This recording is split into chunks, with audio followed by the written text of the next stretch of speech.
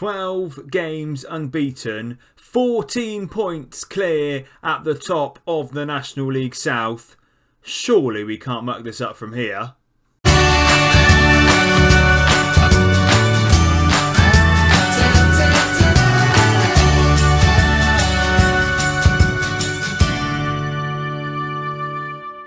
Hello and welcome to episode 7 of Conquering the Capitals. I'm Ben, and coming up on today's episode, it's first versus second in the National League South. Concord Rangers versus Dulwich, and can we further extend our lead at the top of the table, which, as you will have heard in the introduction, is now 14 points. And that is because since you were last with me, we've played 5 games, 2 draws, 3 pretty decent wins, and we are looking good to go and clinch this title. There are 2 blemishes, however, on the report card from the last episode. The first of which is an injury to Corey Henry that will keep him out for 3 to 4 months. So a pretty big loss there with him. And also the fact that Sandro and Barlow, the Dulwich Virgil van Dijk, will be leaving us in the summer. He has been offered a contract of £4,600 a week to go back to his homeland of Portugal. Obviously a fee that would be half of our total wage bill, so we weren't quite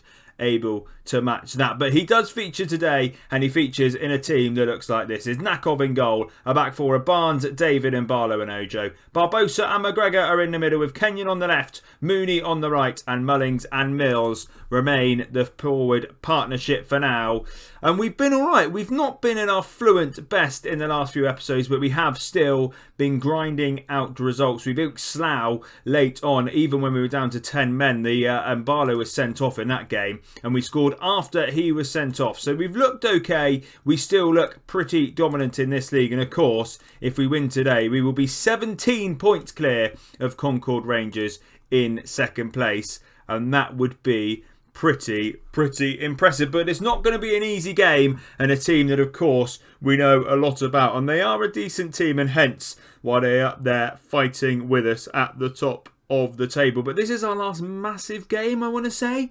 From here on in, we've sort of got the mid-table team, so we should be champions in this league. But obviously there is still a fair amount of football to be played, and we can't lose our focus, and we do just have to keep scoring and keep winning like we have been for pretty much the whole season. But I feel we are due a little bit of a rough patch. We've had a couple, nothing massive, a couple games where we've drawn and lost over a sort of a 3 or 4 game period, but we haven't had the proper dip in form that would see us slip back into that chasing pack, and we hope it doesn't come now. But for the first 20 minutes of this game, there hasn't been much going on at all. We've had a couple of shots, and we're going to demand some more early to see if we can take the lead in this game and perhaps grab a couple of goals before half time, or even just a highlight would be quite nice, if I'm honest, just to see a bit of action in the game.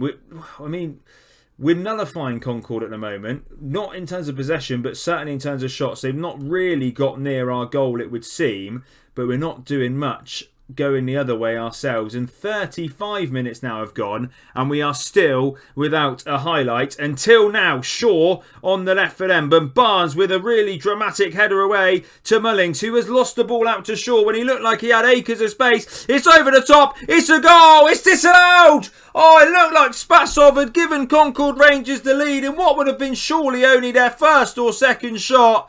It was really poor from Mullings. He just ran straight at Shaw. Haynes with the ball over, and the defensive line does their job. Spassov puts it well past Nakov in the goal, but it wasn't meant to be for them, and it remains 0-0, and the only highlight has fallen Concord's way, and perhaps not the first half I was expecting from the boys. We're really missing Corey Henry as well. Kelsey Mooney having a shocking game, but could this be our first chance? Kenyon, he's on the ball and he's got room to run into as well, and he's got Ojo with him. He finds him, Ojo with a great ball. Mullings has to score from there, and he does! In off the post. It looked like he may have squandered the chance. Only his 8th goal of the season, perhaps not as potent as we thought he would have been at the start. But what a time to score his 8th goal, just on the stroke of half-time. A great ball from Ojo. Mullings should have buried it without the need of the post. It's in anyway, and we are 1-0 up in the top of the table clash. And at the moment, we're cruising even further clear at the top of the league.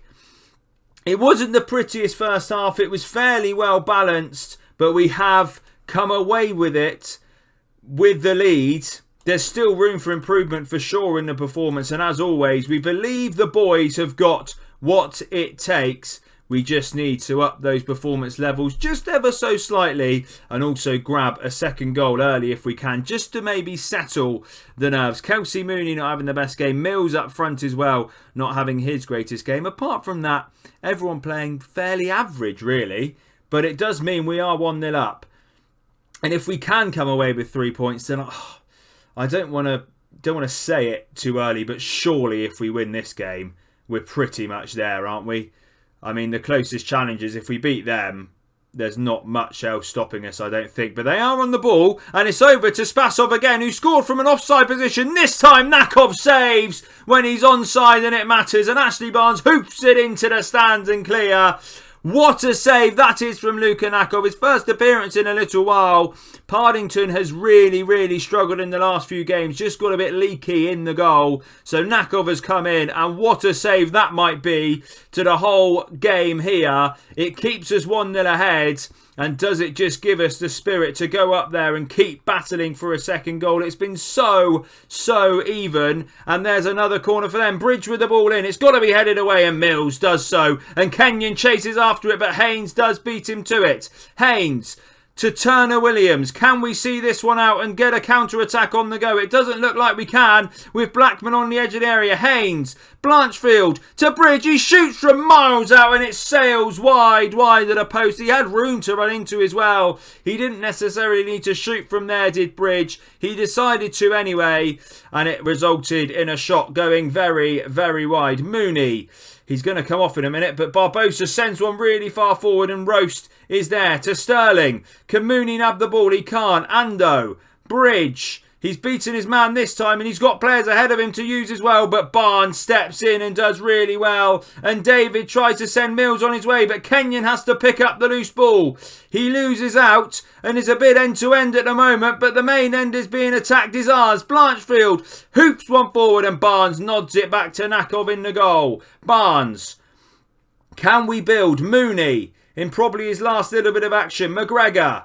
Back to David, to Barbosa, to David. Hoofs it forward again, but this time Mills is free and he tries to head Mullings in, but Haynes goes back to his keeper, who hits it straight against Shamir Mullings, and it is 2. I mean, it looked fairly inconspicuous to start with, and Haig in the goal has just hoofed it straight at Shamar Mullings' face. It's making me reminisce to FM20. This is the first time in 21 it's happened. It's literally smacked him in the nose. And Shamir Mullings has got his 9th goal of the season.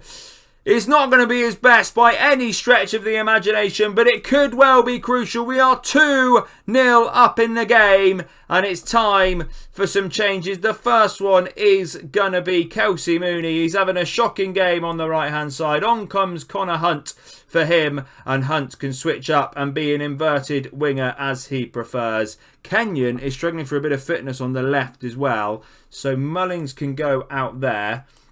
And as opposed to bringing off Danny Mills, we'll actually bring off Kenyon and get Dion Moore in there. Mullings prefers to be an inverted, does he out here? Yeah, inverted winger as well then for Mullings on that side. And we'll go with that for the next 20 minutes or so.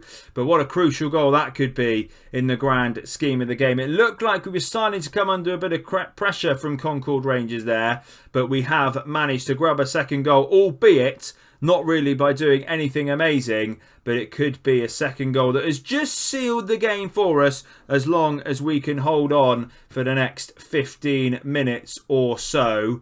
It's probably looking more like 20 when you include added time. But here's another highlight. Haig kicks it straight to us again, and Barnes is able to gather. Hunt to Barbosa. Out to Barnes, who's got the option to cross if he wants to. Instead, he goes back to Diogo Barbosa. He goes all the way back. Kind of eventually to Sandro Imbalo, who then finds Ojo, and we're looking to build down this side, but it's back to Imbalo, to Barbosa, Mullings, Barbosa. All the way back to Mbalo again, who puts one over the top for Danny Mills. Can he make it 3? He finds Mullings instead, and it's just over the bar. Really unselfish from Danny Mills. He plays it back to Shamir Mullings, who has the effort, but it's not quite finding the back of the net, and a few tired legs means we're going to make one final substitution. It's going to be Aaron Barnes. Sanchez Ming can come on this right hand side for him, and we'll hope to hold on for 13 minutes of this game that remains. In the end, we've probably just scraped it on the stats as well. We've had more possession, we've had more shots, more on target. Our expected goals has ended up being higher as well. There has been some scares from Concord Rangers, but Luke Hanakov with a great save to keep it at 1-0, which then was crucial when Shamir Mullings headed home. I mean, we're going to call it headed home. The ball was kicked at his head, but he headed home for the second, and it looks like as we approach added time, we're going to get the result in this game. 4 minutes to hold on, or even score another. Ojo sends it forward. Danny Mills, he's got to score. Oh, what a save. When I say it's what a save, it's an awful effort from Danny Mills in what should have been 3, and a really good end to the performance. It was easy for Hagen, the goal. No mistake made that time. But we are approaching the end of time. It's a shame we couldn't get a third, but it is still going to be a 2-0 victory for Dulwich Hamlet. And what a victory it will be against second in the league. And it looks like now we are surely champions elect, with 17 points clear now of Concord Rangers. They may have been replaced indeed in second by Ebbsfleet. We will see that in a second, and if they haven't, then we are well clear. We really are 17 points clear of Concord Rangers with just the 10 games to go. 30 points left on offer for them. We need to be dropping some serious points from here on in if we're not gonna pick up this league title. It's been an unbelievable first season. I think this has potentially been my best first season ever on a Football Manager. It's been great to bring it to you guys as well.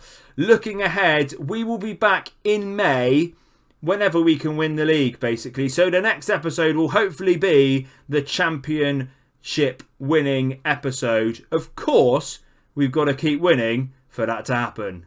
I do hope, though, that you have enjoyed today's episode, and if you have, please leave a like down below for me. Subscribe to the channel for more Football Manager videos, and as always, thank you all for coming along and watching.